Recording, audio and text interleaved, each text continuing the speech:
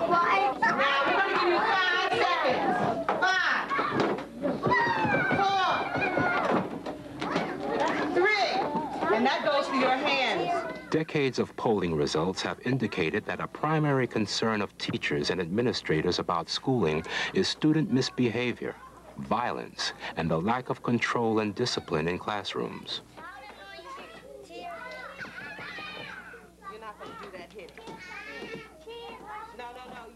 Perhaps the most compelling evidence of widespread concern was submitted by a diverse nationwide sampling of parents in the 1995 Public Agenda report, First Thing.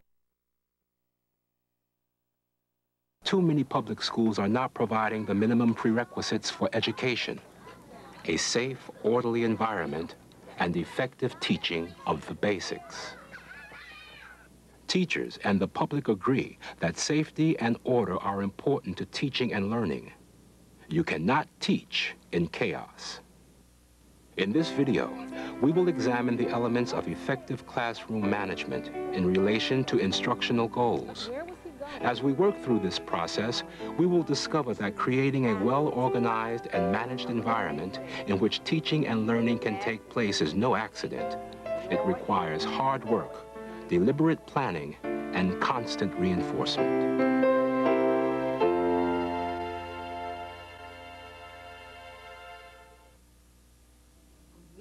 Educational researchers have for years observed the classrooms of effective teachers. Their findings are consistent. Effective classroom management helps create an environment in which teaching and learning take place.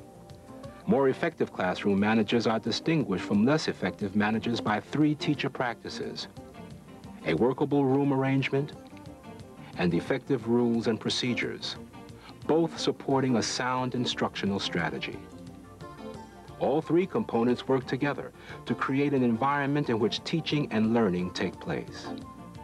The ways in which classrooms are arranged can help create a positive environment for learning.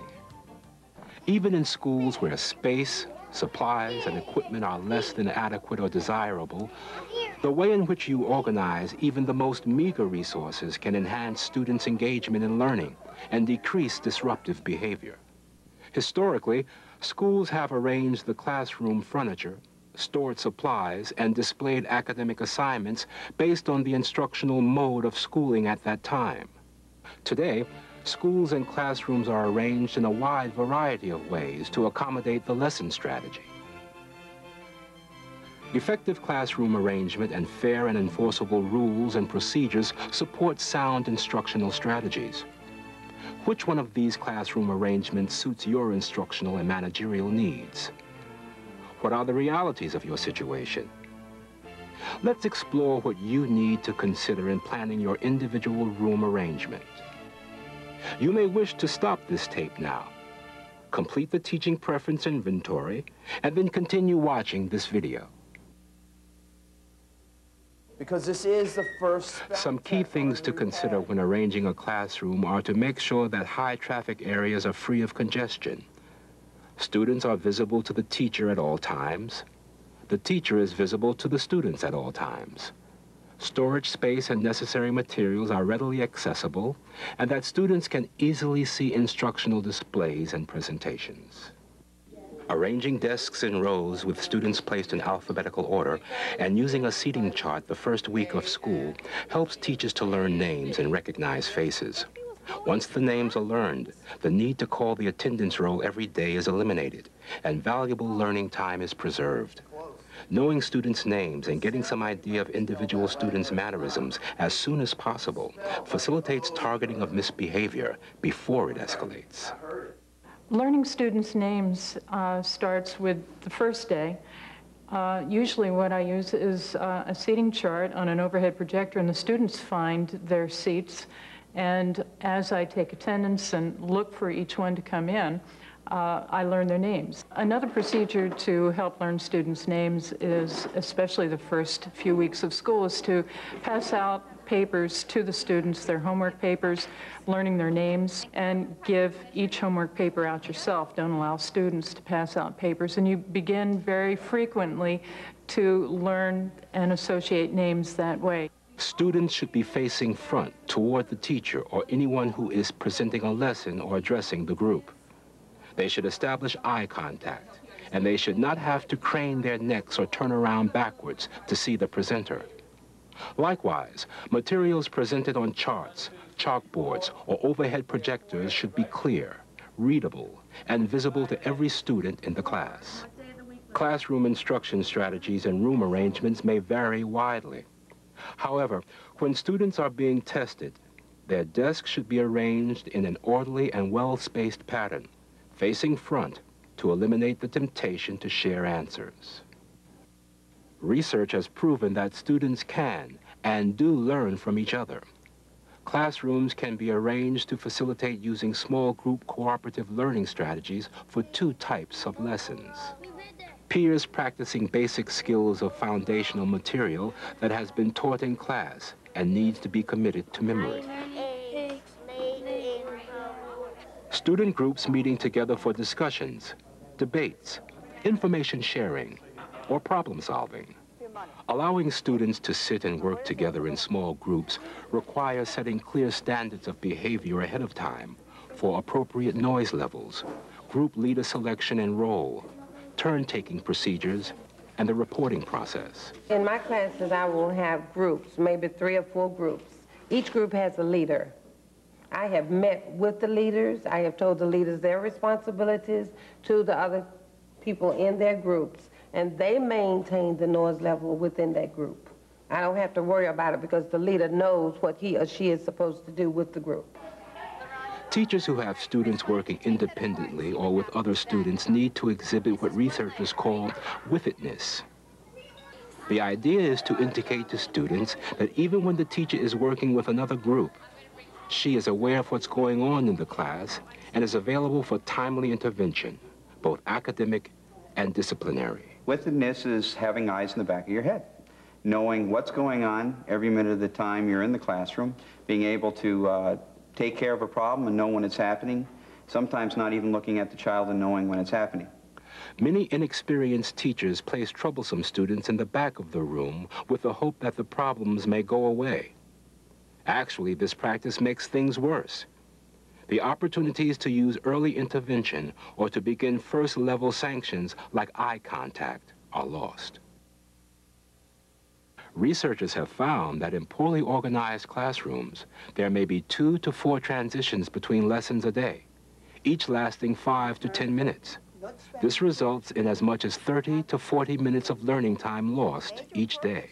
One of the things that teachers do to sabotage themselves, and we all are guilty of it, is at times when we don't have our materials at hand. When we're moving from a certain activity to another activity, and you're sitting there trying to search through because you've misplaced or don't have it organized. So we basically sabotage ourselves. So if we make sure we have our materials there, things go so much smoother. Crystal, are you ready? I'm going to count to 3.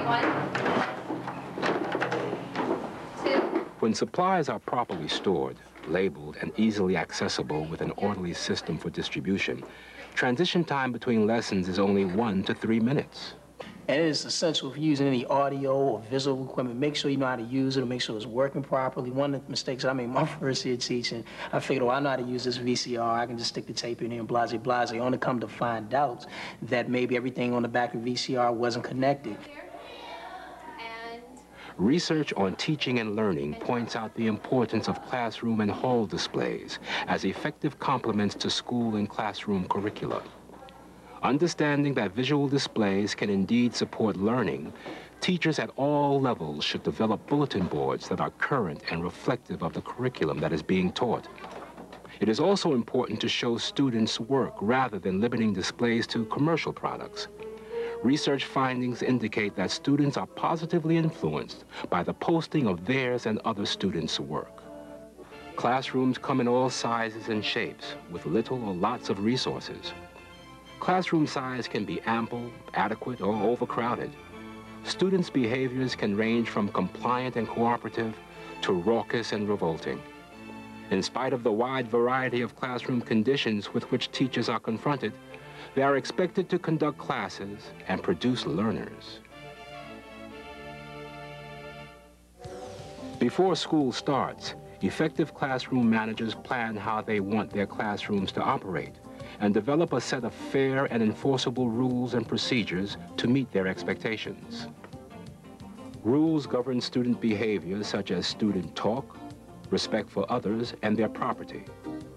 Procedures apply to specific instructional routines or housekeeping tasks.